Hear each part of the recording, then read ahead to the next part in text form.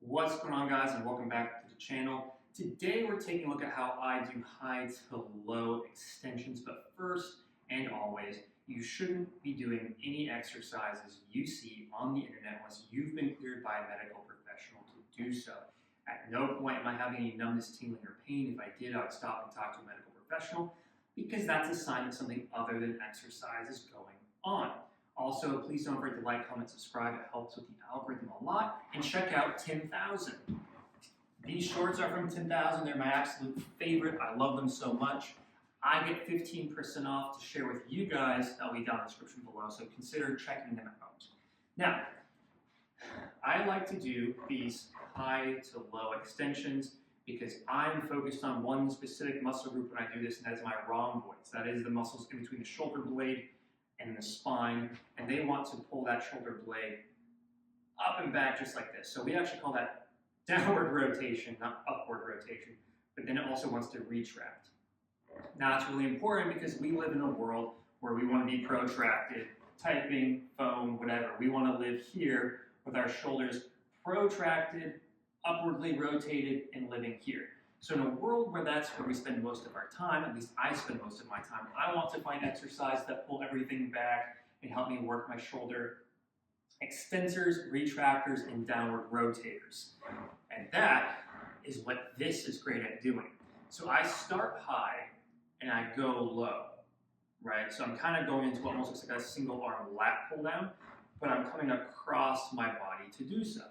So here's how it looks. I'm doing my left hand. Here, down and across my back. And the idea of me doing this is I'm not keeping my shoulder punched forward and coming back, I'm pulling it all the way down and back. So I'm almost squeezing my shoulder blades together and back and then coming down and across in this motion. And that's how I'm going to work the rhomboids. Now, why am I working the rhomboids? I'm working the rhomboids because when they get weak, my shoulder stability becomes much worse. The rhomboids, yes, they want to pull my shoulder blade back and they want to downwardly rotate my scapula.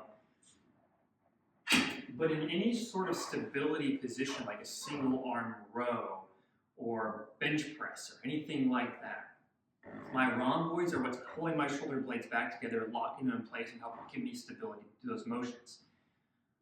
So when the rhomboids get weak, as they tend to do, specifically on a lot of people's non-dominant arms, that stability is gone, and your body tries to replace it by tightness from other muscles, such as the pec or the lats. Because the body senses, whoa, you don't have the rhomboid strength that you need to stabilize the shoulder.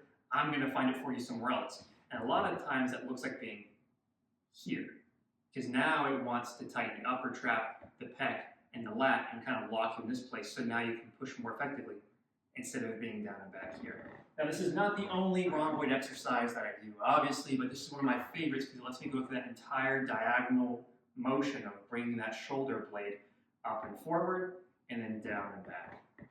I tend to dose these kind of high. I typically like doing these between 3 sets of 15 and 3 sets of 20 to really just burn out that area after I've done a day of rows, a day of like bicep curls, chin-ups, wide grip pull-ups, all the above. Then I like to do these to make sure, specifically for me, it's my left. My left rhomboids need all the help they can get. That's why for the demo I'm doing my left side. So this has been how I do low or high to low extensions.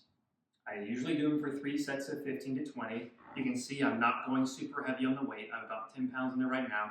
Usually if I'm feeling really good, I'll probably set up to what I can tolerate.